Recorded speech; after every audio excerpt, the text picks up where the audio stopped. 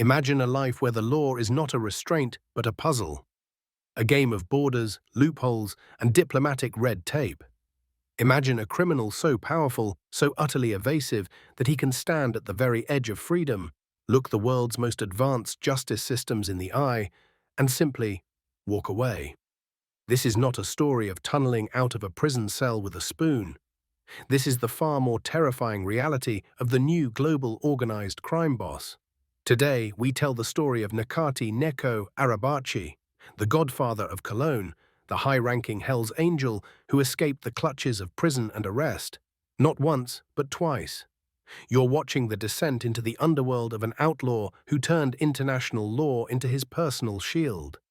Stay tuned, because the first escape involves a plot to assassinate a German prosecutor from inside a maximum security prison.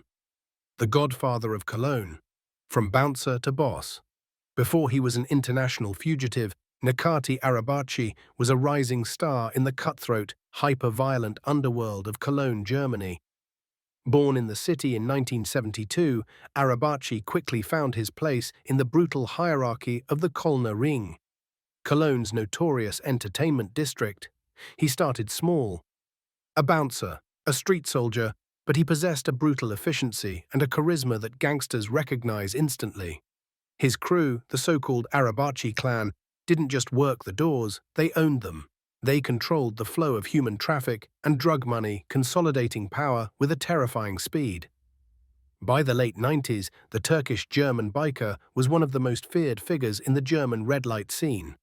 His empire, built on human trafficking, pimping, extortion, and weapons violations, stretched across the Rhine-Ruhr region.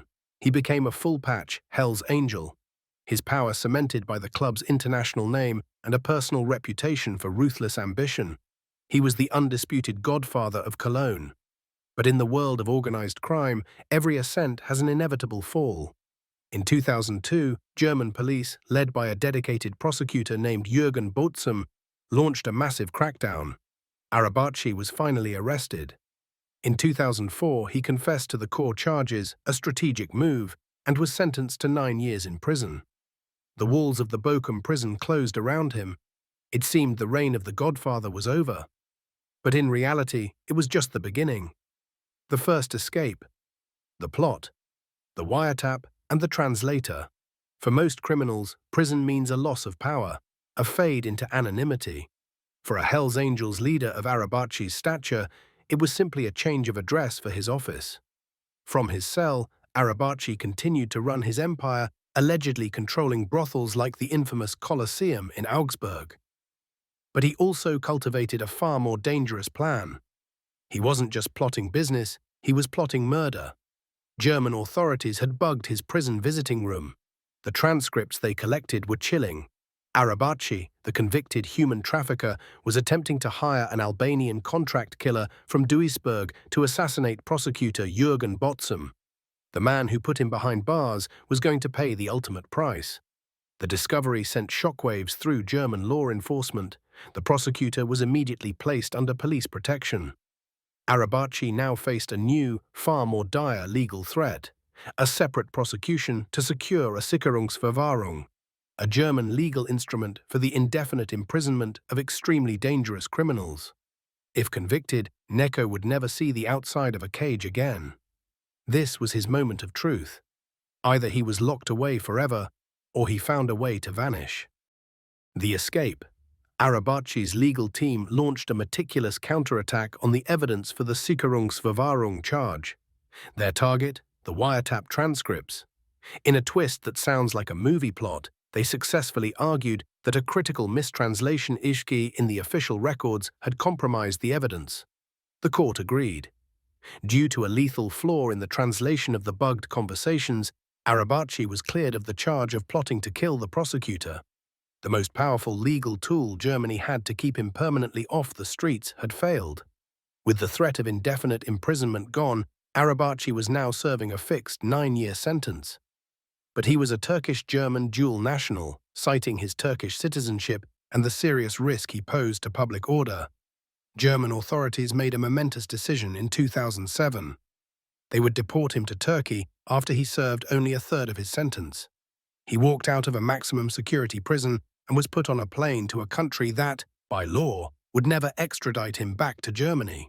He served just 3 years of a 9-year term.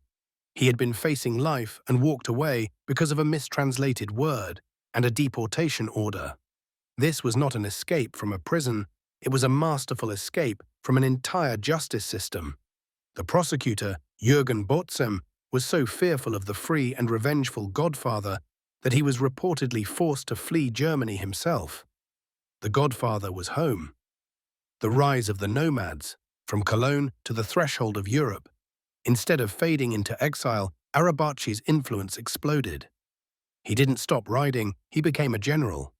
In Turkey, a country rich with criminal opportunity and beyond the reach of the German courts, Arabaci was immediately appointed president of the Hells Angels MC Nomads Turkey.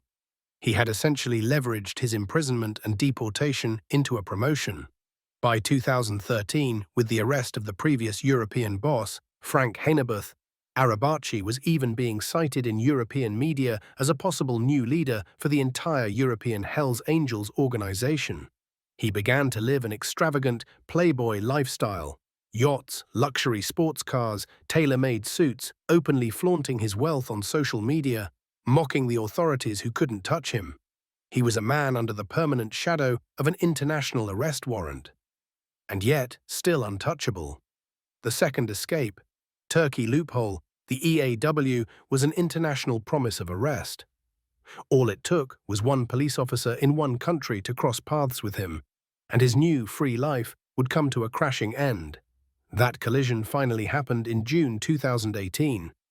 Turkish authorities, acting on the international warrant, detained Arabaci in Izmir. For Spain, for Germany, and for the forces of international law, this was it. The moment the hard-to-find Godfather would finally be brought to justice. The threat: extradition to Spain, a trial for his new international crimes, and the very real chance of a life sentence far from the protection of his homeland. The escape. But the Hells Angel had an ace up his sleeve, one that has been frustrating Western law enforcement for decades. Turkish law. Turkey, his homeland, has a steadfast policy of not extraditing its own citizens to foreign countries. This is the ultimate criminal shield. The Turkish courts could not simply hand him over to Spain. They had to prosecute him themselves based on the evidence provided by the EAW, evidence that was often circumstantial, old or tied to a foreign legal context. In September 2018, just a few months after his high-profile detention, Necati Arabaci was released from custody due to insufficient evidence in the Turkish system.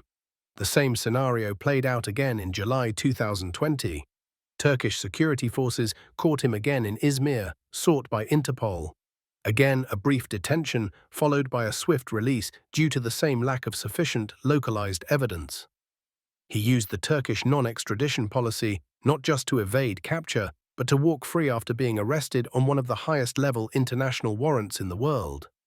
He was arrested, put in a cage, and then the cage door was legally, politely, reopened for him.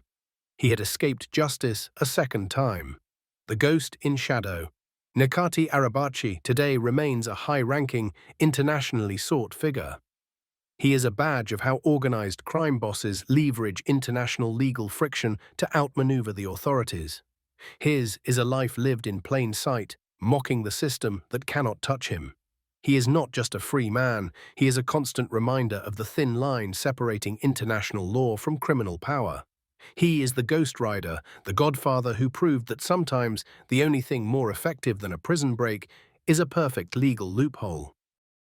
The story of Necati Arabaci is a case study in modern global criminality. Who is the true master of the game, the law enforcement agencies who pursue him, or the man who uses the rules to keep walking free? Comment your thoughts below. Like this video, share it with anyone interested in the Hells Angels and organized crime, and subscribe for more true stories from the world's most dangerous gangs.